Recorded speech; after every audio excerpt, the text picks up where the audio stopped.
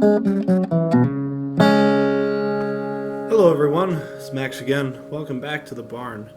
Today we are actually going to be starting another project. We are not working on the boat today. I'm going to be introducing you to a short project, hopefully, with this motorcycle in the center of your viewfinder here, of your screen. My viewfinder, your screen. Anyway, this is a 1978 Yamaha XS-750 three-cylinder motorcycle. It's got three Mikuni BS34-2 carburetors. It is shaft drive. It has a 5-speed transmission.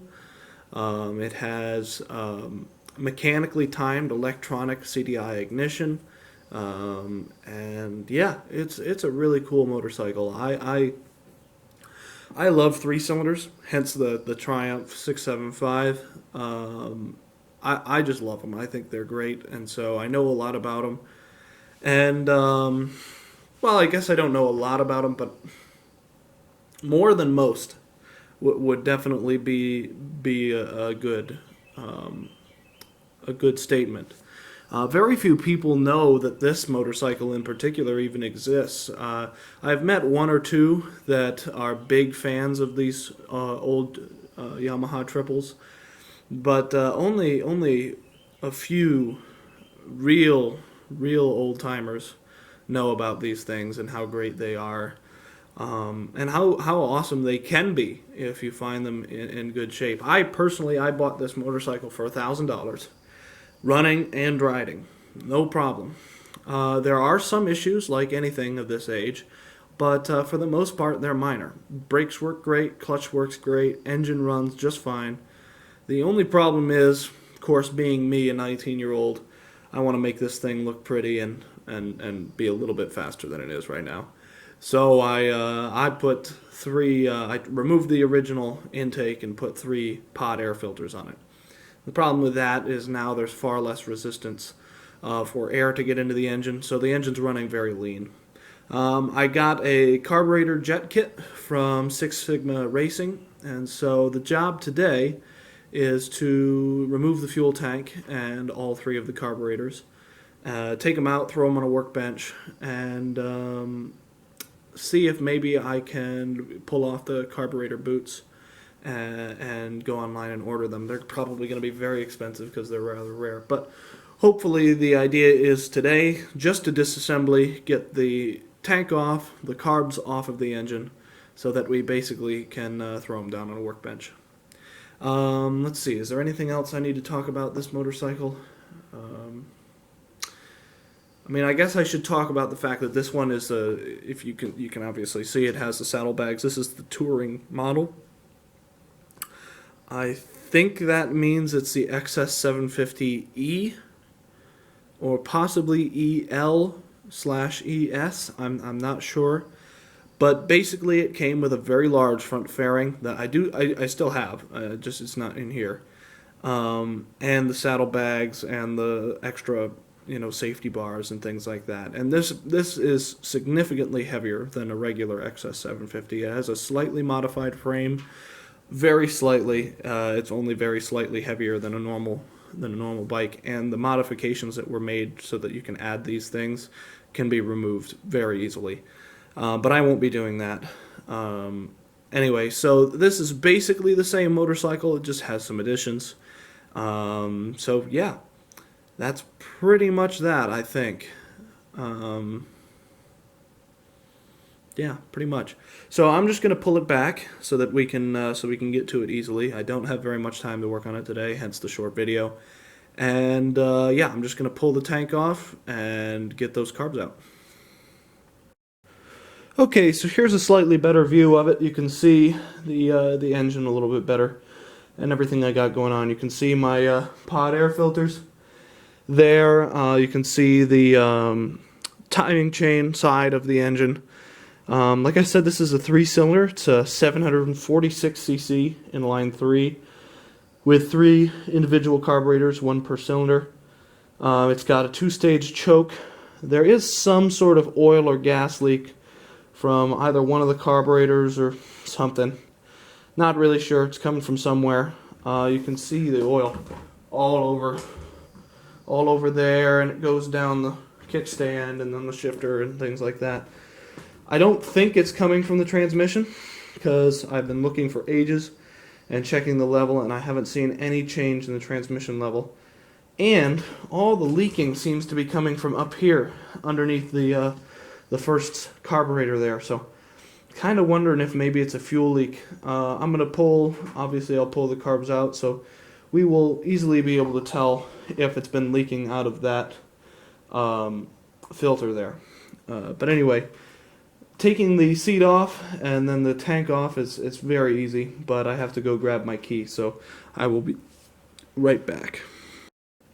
Okay, so sadly I won't be able to show you this from the side that would be beneficial, because I have to be over there to work on it, but you should be able to see decently from this side, and I'm probably just going to spill gas all over the place, so it's not like it's that big a deal that you're missing out on that.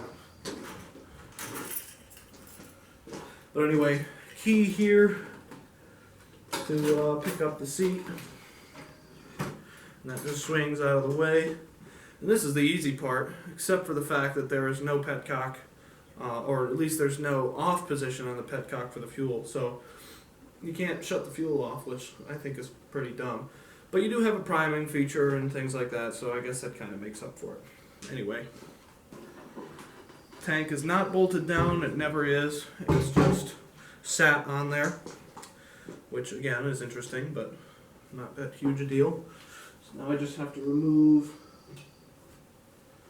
our fuel line here.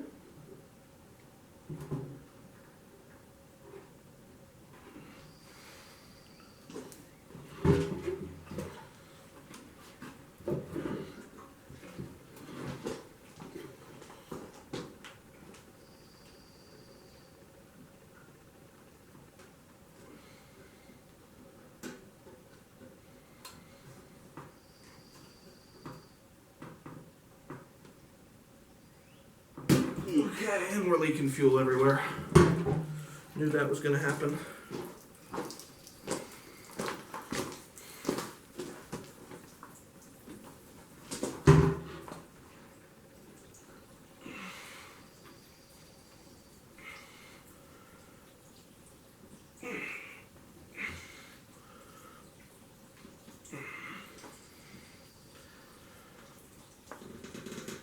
Okay.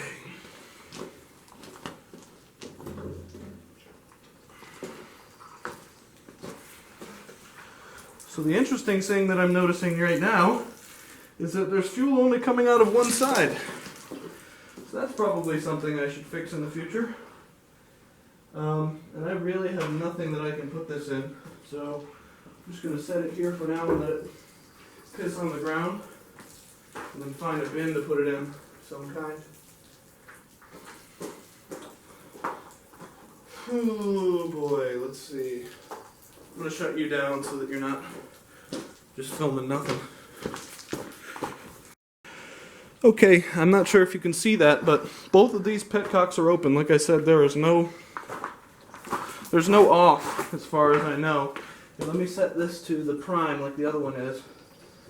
Okay, so there we go. Now we have fuel. So that's interesting. The on section of this side does not work. How about the reservoir side? No, reservoir side does not work. How about this side? Oh, maybe they're not supposed to work. Maybe there's a vacuum or something that's supposed to be going on there?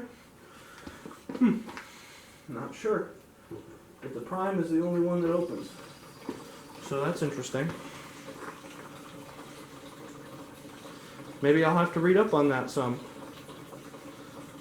That might be causing some fueling issues.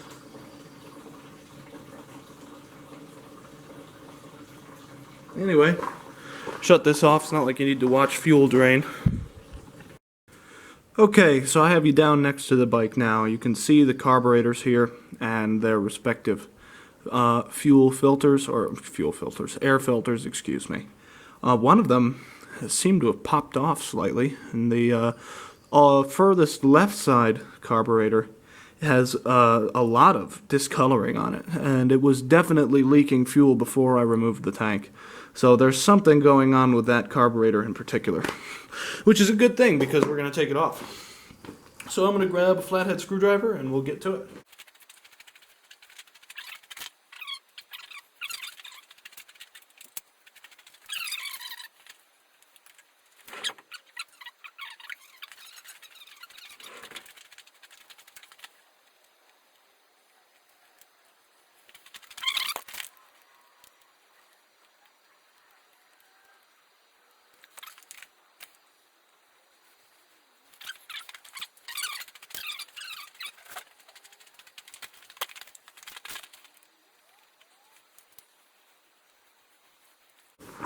Okay, so that's that. Let's see if I can just pull them off. Oh, well, I can pull that off. Oh, that's been destroyed. Can you see that? I'm gonna need to get another one of those. That's good news, I guess.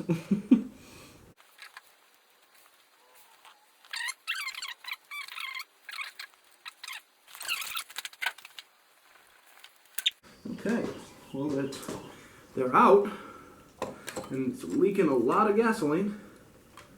What is this connection here? How does that go together? I am currently looking at the throttle cable's connection to the throttle lever. I'm unsure of how it connects. Maybe a screw.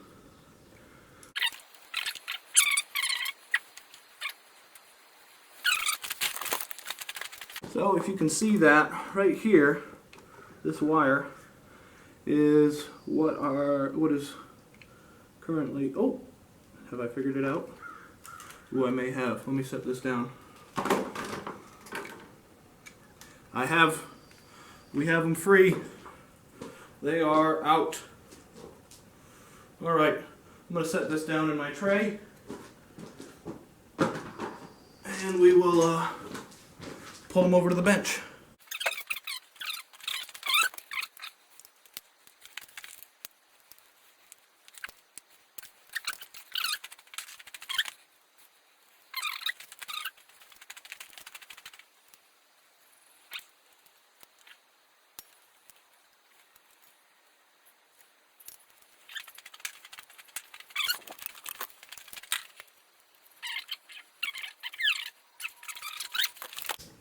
Huh?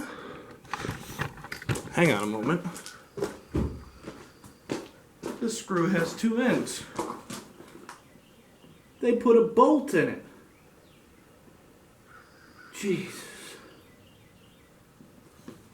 Alright. Well, that one isn't coming off then. I'll have to leave that one on for now, or maybe try and pry it off. I don't know, I'll figure it out. But anyway, let's get the rest of the carb set up over to the bench, and we'll take it the rest of the way down to where I want to, and that'll be the end of this video. Okay, so here we got the carburetors in their bucket of gasoline, and we're just going to remove these air cleaners and any other things that may need to be removed. But I think that's probably just going to be it.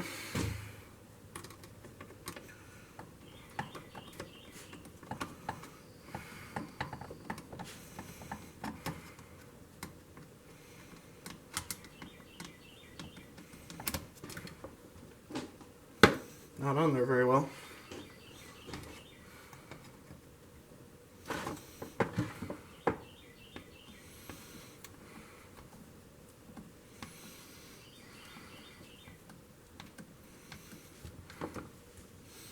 Again, not on there very well.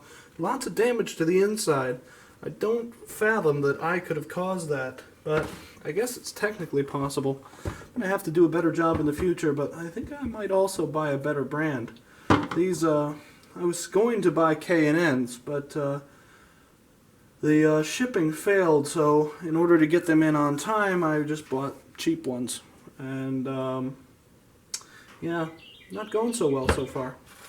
Toss those over to the side. These are our, let's get some light on these. These are our boots, our carburetor boots. This one looks okay. It is slightly dry rotted in places. It's got some small cracks, but it's not that bad. However, they do go all the way through on the very ends, so it's likely that that would have caused our leanness problem, at least in part. Oh yeah, I should explain that. Not only was I having problems with the leanness of the less resistant air intakes, but also the carbs just were not adjusting properly. When I would attempt to adjust them, just wasn't going well. So I figure that's likely because of these. And they all do have this dry rotting that goes all the way into the center. Don't know about the third one, obviously, because I can't get it off because they bolted it on, which is so dumb. But yeah, that's the way you gotta. It's what you gotta work with sometimes. Let's see here. As expected, the throttle butterflies are fine. Absolutely nothing wrong with them. Lots of springiness to them. They are really strong, but this one is slightly open ahead of the others. The other two are rather in sync. I'll have to adjust that. Yeah, slightly more open. I have to adjust that so that they're similar. Anyway. Also, these mixture screws are slightly different. I will have to, they're in the same position, but they're out slightly different amounts, so one of them might be out an extra turn, not sure. Have to look at that. And just generally go through them, clean them up, everything like that. You get the point. So, anyway, that's going to be it for this video. I hope you enjoyed. Hopefully next time we will be digging into these carburetors and getting some of the things fixed, putting in the new jets and so on. So, like I said, I hope you enjoyed. Please like, comment, and subscribe if you did. And yeah, I'll see you next video.